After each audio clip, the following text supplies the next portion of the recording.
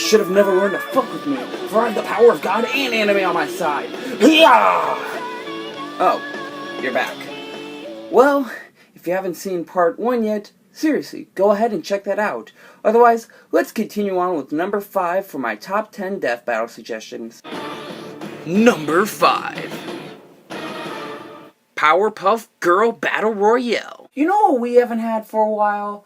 A group battle within its own members to see who is more victorious. And what better way than to have the Powerpuff Girls go up against each other? Now, these girls have kicked so much ass together. Of course, it's because of their unique superpowers, super strength, super speed, and of course, so many other abilities that we've seen throughout the show. Each of it's very unique in its own kind. Its agility, its stamina, its durability. And whoa, hold the fuck up. Go back there for a second. Is that a bow bomb? A bow bomb that whoa, that is a huge explosion, and you're telling me that was on the bow of Blossom's head the whole time? What were you thinking, Utonia? What were you thinking? You're telling me that these girls were going to class and they're doing their sharing and all that shit, and there's a giant space bomb stuck in their head the whole time, blowing up these kids, might have accidentally pushed them aside and caused Armageddon? What were you thinking, Utonia? What the hell were you thinking? Well, it's clear that Blossom would win. I mean, she's got that bow bomb. I mean, there's also being the leader and all that, but a bow bomb? Although if Bubbles wins, this better be the finishing line. Bubbles, have mercy. Number 4. Kirk versus Picard. It's the age-old question. Which is the superior Star Trek captain? James Tiberius Kirk or Jean-Luc Picard? Because Captain Janeway Sisko and all those other Star Trek captains, no matter how much you argue, will never reach to the importance of James Tiberius Kirk and Jean-Luc Picard.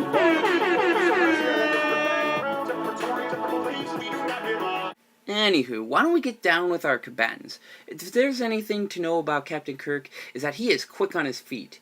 He's strong enough to throw a boulder at a Gorn, although he's also pretty good with strategy too, and thinking quick on his feet. For example, in a quick amount of time, Kirk had the ability to create a flint and steel cannon and shoot that bamboo cannon at that Gorn. Although, when it comes to most battles, Kirk is more action than strategy, with the exact opposite of his opponent, Captain Picard. Picard is pretty smart, and he uses his strategy more than action, going up against the reality warping Q and saving the multiverse. Picard has also survived days on end against the torture of the Cardassians. Cardassians, not Kardashians, though they are pretty torturous. Anywho, Picard has the ability to survive the Vulcan mind meld, which can take on mental abuse and emotional abuse. Picard, though, on the other hand, has the ability to survive some action stuff as well. For example, in a fight, he's survived getting stabbed in the heart. Although, like I said, Picard is more strategy than action. So in the end, it's brain versus brawn. But in a tough choice, and honestly a bit biased, I'm going to have to go with John Picard on this one. Because he's a strategist, and I believe he can outthink Captain Kirk. Though Kirk would have a very good chance against him. Either way, I would love to see this battle finally done. To see who is finally the superior Star Trek captain. Number 3. The Condiment King versus the Toylinator. Oh, jeez, it's the Toylinator. That's right. Throughout Death Battle, we had many great villain battles. Joker versus Sweet Tooth, Venom versus Bane, Eggman versus Wily, Shao Kahn versus M. Bison. But what about a battle between two of the most pathetic villains? Can you imagine how awesome and hilarious that would be? Throughout the history of Batman, we've faced many of the pathetic villains, but none reach up to the levels of Micho Mayo, aka the Condiment King. Basically just some guy who went mad one day and then got sucker punched by Robin. In Arkham, he got the help from Poison Ivy of all villains. I don't know why, and he contained the powers of spice that reach the highest levels of Scottsville scale, basically how hot a pepper can be, in which those results would reach an anaphylactic shock, and some of his results have also contained phrenetic mnemonic acid. I hope I'm pronouncing that right, though I probably am not. Basically, a substance that can go through metal and flesh within seconds and reacts explosively to water. This guy is insane. He even joined a supervillain group. Although, let's face it, his weapons are pretty pathetic. I mean, mustard and ketchup? Seriously? And this guy also can trip throughout his own weapons. I mean, how pathetic is that? Well, why don't we move on to the Kids Next Door villain, the Toylinator, who's Potty'sworth III, yeah, I know, fitting names for pathetic villains, basically worked at an evil adult industry until the Kids Next Door infiltrated it, in which he got stuck in a portal potty and eating urinal cakes for days on end, which is gross, until he met some toilet god who, just because he just happened to be there, gave him toilet powers. Now, of course, the Toylinator contains his own equipment thanks to the turbo toilet armor, containing of the powers of urinal cakes, TP, and toilet plungers. Of course, he also has some other unique abilities, such as going through the toilets, although he does get stuck, and containing the powers of draining an entire amount of cereal milk that fit the Grand Canyon and somehow flushing it all away.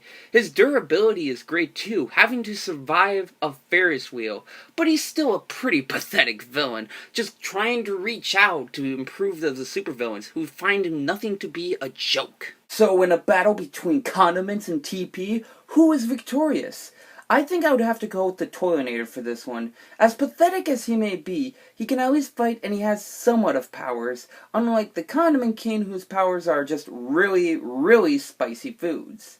But either way, I think this battle would just be so awesome to see. Just to see two of the weakest villains fighting each other to the death to see who would reign the title of slightly not so weak villain. Number 2. Master Chief vs. Samus Aran. Now, what makes this battle interesting is because of its popularity, along with the fact that it's not only one, but two characters from previous death battles going up against each other. Aside from Mario vs. Sonic, I would also be looking up this type of match, Master Chief vs. Samus, and seeing this one video definitely took an inspiration of me in loving fights to the death. I mean, for 2007, this is incredible animation, and of course this video would also be an inspiration for Death Battle as well. The video was made by Monty Ohm, who some of you may know for the Ruby series. Unfortunately, in 2015, he died from a severe allergy reaction. He was ahead of his time, and he will dearly be missed.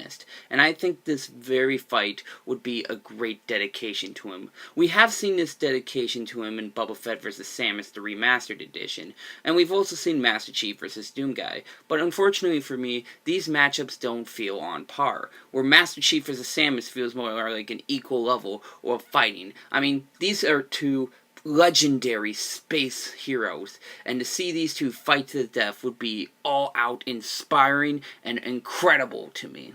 Now, even with Samus's giant final blast attack, I feel like Master Chief would win this one, not only because of its super soldier over the ability of a bounty hunter, but also the fact that he has more weapons, and that he survived tougher things beforehand, such as falling from space and into a planet, and ending up absolutely fine. Either way, I really want this death battle to happen, and hopefully this finally does work. And my number 1 death battle suggestion is Piccolo vs. Martian Manhunter. I had to interrupt, but I got an important package for Mr. Dragon's Blood 23. Oh wow, just enough sold for the Dragon Ball fans! Oh gee, thank you so much, sketch delivery guy! No problem, kiddo. Gag delivery sketch guy, away! Now I must say, Piccolo is a strong fighter, going up against foes like Frieza and Cell. He also has the ability to regenerate his arm. Speaking of arms, he has the ability to stretch them as they please. He even has the ability to fuse with fellow Namekians, such as Nail. His moves also contain the Hellzone Grenade, the Explosive Demon Wave, and one of his most powerful moves is the Special Beam Cannon. It takes a lot of time, and you can only get a direct hit on it, But this move is a very powerful attack once the timing is perfect. Although, like I said, Piccolo's weaknesses, a lot of his moves take a lot of time, and thus it makes it a lot more difficult to defeat certain villains. Martian Manhunter, he also contains the ability of flight, telekinesis, he's pretty much a telepath, can pretty much phase through a couple of objects, and he also has the ability to shapeshift. Martian Manhunter is a very powerful character. Even Superman is afraid to fight him, and Martian Manhunter has went up against the entire Justice League and has won, although his main weakness is, of course, fire. Yeah, fire's everyone's weakness. It's f***ing fire. And to make things clear, I am a huge fan of Dragon Ball. I like a lot of the characters on the show, I think the fight scenes are cool, and I especially feel bad for the fans who are categorized as the ones who are not that happy with a ton of death battles featuring Dragon Ball where they lose. However, I did bring a salt here for a certain reason. I think that Martian Manhunter would win this fight, using his telekinesis, his shapeshifting abilities, and phasing through a lot of Piccolo's attacks. Although Piccolo has a strong regeneration ability, I have the feeling that Martian Manhunter would win this fight. This was my top 10 death battle suggestions. Now before we go, let's find out what that Bat in the Sun guy was up to in part 1. Well, it turns out with the results that according to a 69% to a 42%, Jon Snow would beat Harley Quinn in a fight. Now, next time, we're gonna have to go with Batman going up against the blah blah blah, or whatever that meme is, on the Mushroom Kingdom. There you go. Tune in next time, and remember, we're totally nerds and not a corporate sellout. Yeah! Okay then. Anyways, for next month, and I am sure that this is going to release next month because it wouldn't make sense otherwise, for this Halloween, I'm going to do the top 10 horror movie monsters.